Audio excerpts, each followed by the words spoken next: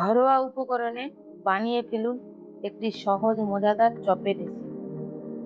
ছোট থেকে বড় প্রত্যেকেরই প্রিয়। সকালে টিফিনে, সন্ধ্যার টিফিনে মনে হয় আমাদের যেন চপ থাকলে খুব ভালো হয়।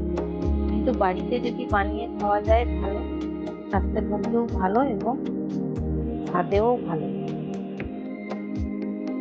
তা কড়াই বসিয়ে তার মধ্যে 1.5 চামচ তেল দিয়ে জিরে দিলাম, গোটা জিরে ফোড়ন দিয়ে কুচানো কাঁচা লঙ্কা, আদা বাটা সব দিয়ে ভাজা ভাজা করে নেড়ে দিলাম। তারপর পেঁয়াজ কুচানোটা দিয়ে দিলাম,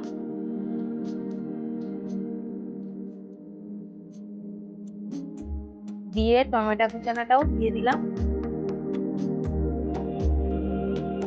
দিয়ে ভালো করে নাড়াচাড়া করে ভেজে নেব।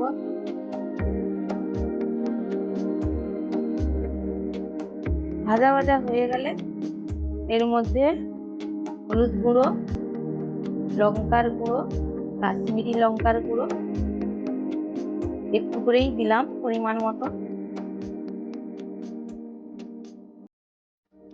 দিয়ে ভালো করে কষিয়ে নেব খানিকটা জল দিয়ে।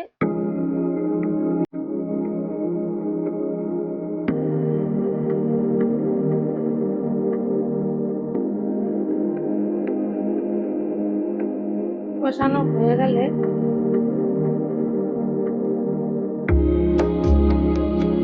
দেখো বন্ধুরা কষানো হয়ে গেল, তেল ছেড়ে গেছে। এর মধ্যে ম্যাশ করা আলুটা দিয়ে দিলাম, দিয়ে ভালো করে এটাকেও কষিয়ে নেব।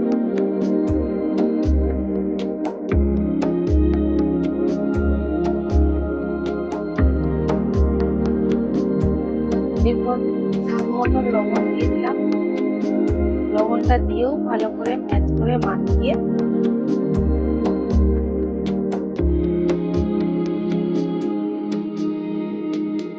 নিলাম। এবারে দেখো ফাইনালি হয়ে গেল, নামিয়ে নিচ্ছি। এর মধ্যে ভাজা মশলা ছিল সেগুলো দিলাম, এর মধ্যে 3-4 রকমের মশলা আছে।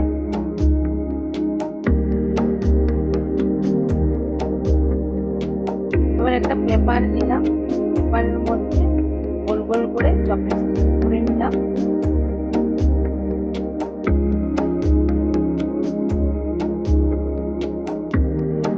এইভাবে প্রত্যেকটি চপের সেট করে নেব।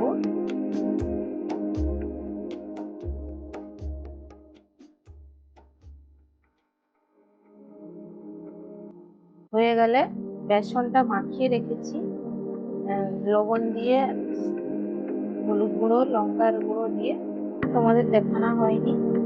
তা আমি এখন একটা কড়াই বসিয়ে তেলটা গরম হলে তার মধ্যে বেসন করে আলুগুলো তেলের মধ্যে দিয়ে দিচ্ছি।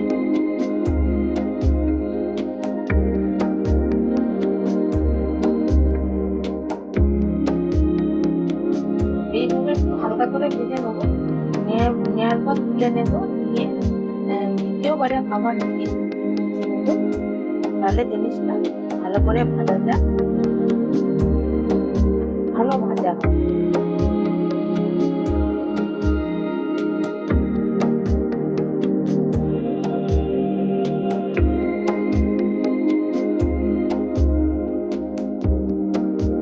প্রথমবার ভাজা হয়ে গেছে, নেবো এবার।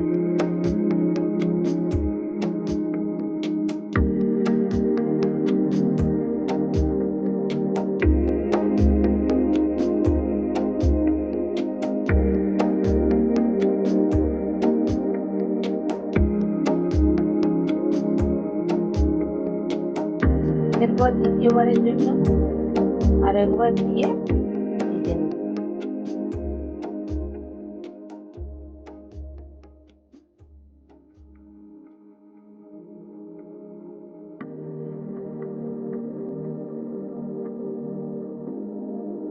দেখো বন্ধুরা ভাজা হয়ে গেছে, লাল লাল হয়ে কত সুন্দর।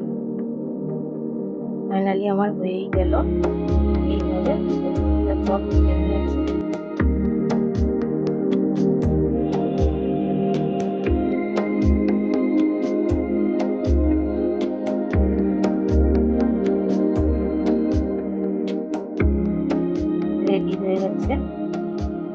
ফাইনালি